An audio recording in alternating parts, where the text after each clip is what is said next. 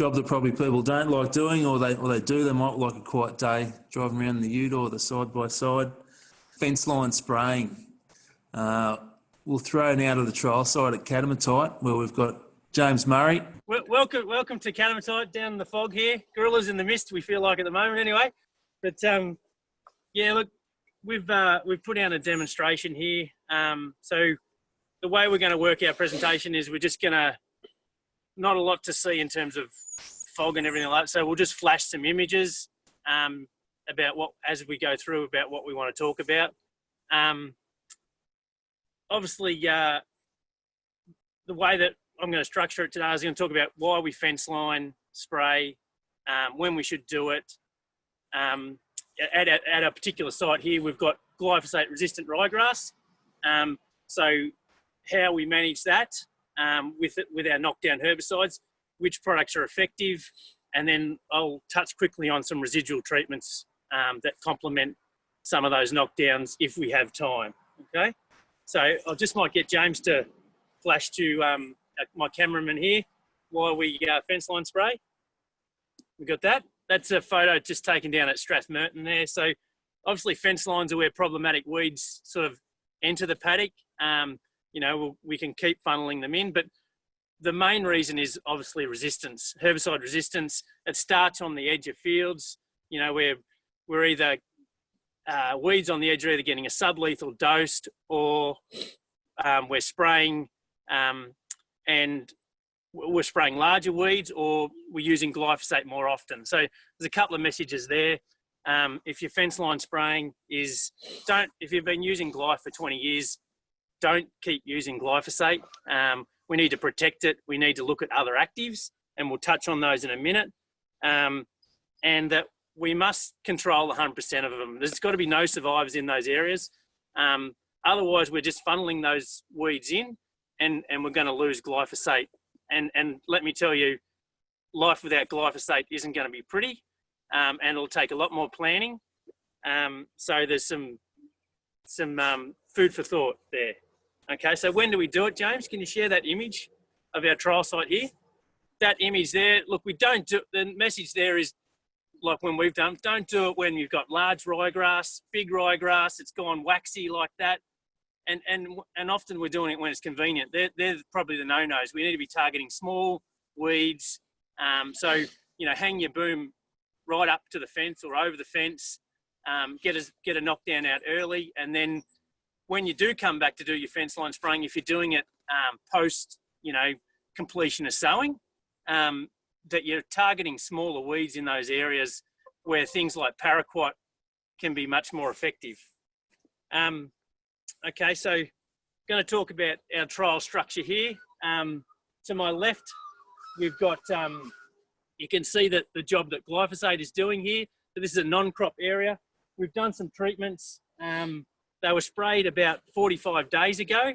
So we sprayed our individual treatments on a Friday, and then we double knocked some of the treatments on a Monday, 3 days later. So we're just going to take you through some images. This treatment to my left here has had 1.5 litres of crucial. Do you want to just flash to that, James? You can see glyphosate's doing bugger all, very high glyphosate resistant site.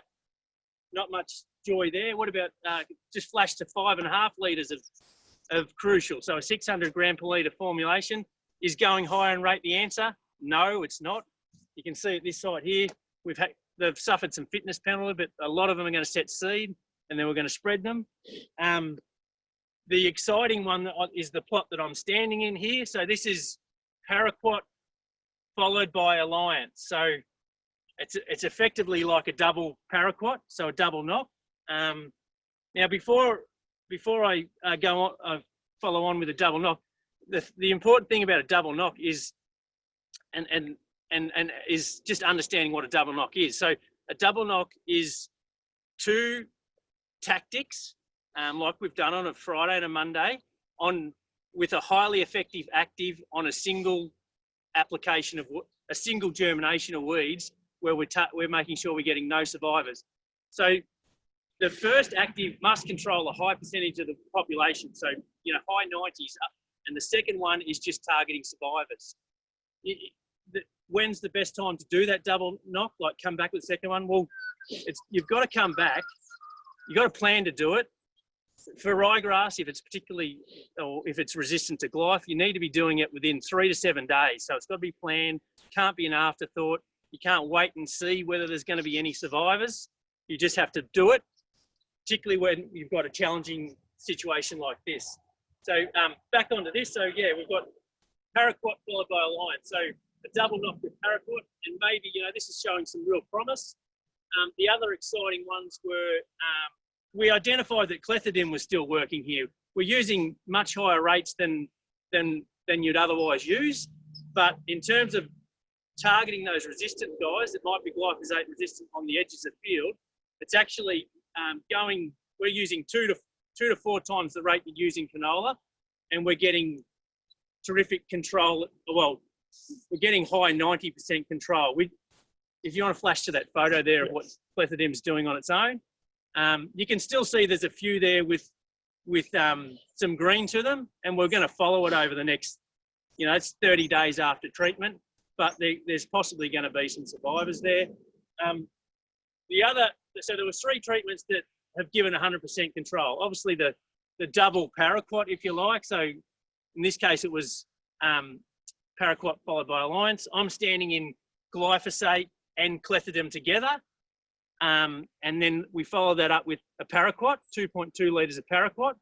And then the other one was paraquat, Clethodim followed by paraquat. But basically paraquat and Clethodim were the actives that were providing a high level of control and giving us that true double knock. If you flash to the image there of the low rate of glyphosate followed by you can see those survivors there, James. So in that image there, you can see that was 1.5 litres of crucial. So that we showed you that the glyphosate was doing next to bugger all on those larger rye. And then we followed up with paraquat. So we're about 45 days after we treated now, and you can see that they are regrowing there. So even though we in theory have done a double knock, if you skimp on your glyphosate, that does not count as a double knock because we'll get regrowth. And there was a lot of double knocks this year that weren't done well. Okay, so we'll keep going on.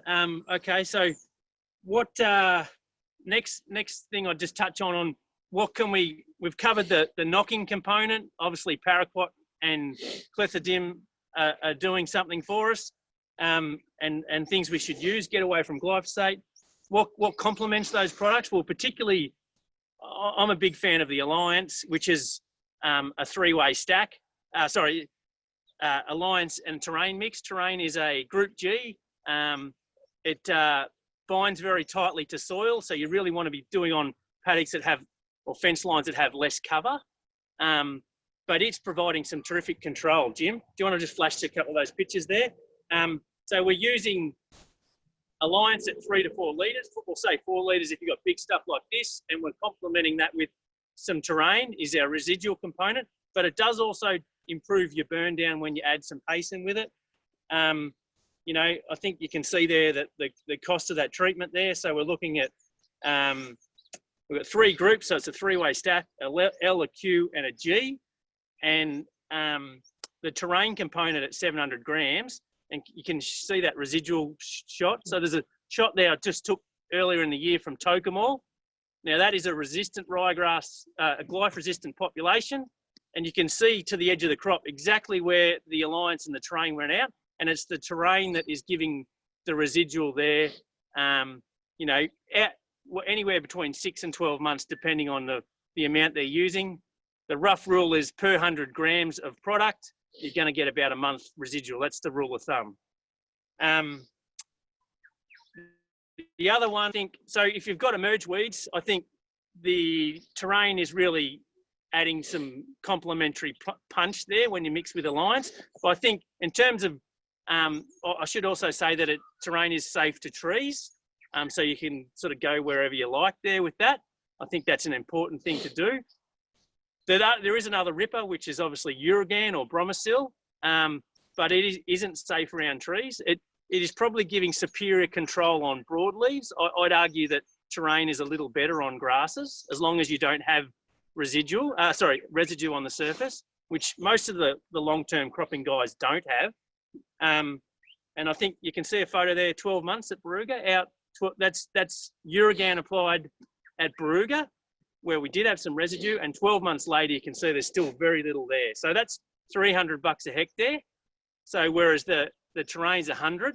So, you know, like for mine, I think we're getting better value out of the terrain, but depending on the spectrum of weeds you have and how long you've been cropping. But for a lot of guys, ryegrass is the real consideration. So I think me being a bit of a tight bum, I think the terrain is my choice. Last things of that photo of where do we stop with it? I think a bit of a pet hate of mine is like guys will spray to the edge of their crop, and we saw that earlier photo where the actual resistant weeds are. They're actually in further than that. So I've just flashed to that photo. You know, you may, if you've got 3 meters of just as much ryegrass in the crop, don't just spray to the edge of the field. You've got to come in a little further than that and make sure you control those, because you're just going to funnel those in with your header. And once we start funneling glyph resistant weeds in, well, there's going to be nowhere to hide. Yeah, so my take-home messages are double knocking requires planning. Profiling your ryegrass through resistance tests is becoming more important, and at least going to tell you which actives are working for you so you can get an effective double knock. We must target small weeds. We must change chemistry. I think paraquat followed by paraquat showing promise. Clethodim might be working now, but it's not the answer longer term. You know, this is just something to drop the numbers in the short term if you've got a problem. Terrain's a complementing alliance in terms of its knockdown. So you're doing your fence line spraying in, like most guys do, in, let's say, June or July, and you're getting some bigger weeds. I think the alliance and the train is probably the best combination on a single flush of weeds. And the other one would be that the product like Uragan, if you're going to spend $300 a hectare, it's a ripper product, but you need to do some planning with it, and probably should be done before we're starting. So it needs to go out in the autumn when you've got no cover when you've got no weeds there, because it's not good on emerged weeds, and get that residual, that foundation of residual down, so you're not getting, and that'll stop weeds in crop and through the summer, basically. Yeah. So that's probably all I've got, Lavo. Oh, it's more than enough. You've done well. Yep. Spraying requirements using paraquat, and that's probably the big thing. You've got some dodgy things out the back of motorbikes, and people don't like getting paraquat all over themselves. You got any thoughts or really setups that you've seen? It really needs to be a sealed vehicle, doesn't it? Honestly, you know, like it can be a ute, but I guess you got to be indoor. You got to be indoors. It's not a product that you want to be using on an ATV or have any exposure to. You know, that would be my thoughts, Paul. So you've got a paddock, Muzz. What are you spraying out? What's your take home? What are you doing? You've got one chance at it. There's no double knocks. What are you putting out? Well, yeah. Well, if it's big, I don't think you'll get them. So, I mean, that's just pretty much what the trial showed us. But if I was going to attempt to get them with anything, I would go with 4 litres of Alliance, 700 grams of Terrain and Hasten. I think if you've got big escapes and that sort of thing, I think that would be my choice. And use as much bloody water as you can. We've used 128 litres of water here, and obviously that's a double knock twice. But, you know, maybe, you know, 150 plus litres of water, you're going to potentially get a better job. Would you throw a bit more gramoxone in there? Well, I don't think so, no. We've got differing rates of gramoxone here, and realistically, I think anything out over 2 litres of 360, I don't think you're getting a lot more bang for buck. You know, probably more water. More important than rate, Paul. Yep, good. One question, I think, from Rosie. How long does terrain last in the crop zone, Muzz? Does soil disturbance affect it? Yeah, it does, yep. So we don't want to be cultivating or doing anything in our fire breaks or fence lines. Yeah, once you break up that band, you'll get weeds germinate for sure. Yep, okay. So we really... Think of it just like treflan. We want it to go onto a bare soil, and we don't want to cultivate or break up that band. We just want to leave it there. You've done well, my friend. Thank you. Big topic. Yeah, we're running a bit ahead of schedule, so we actually gave you a little bit more time. You've done well.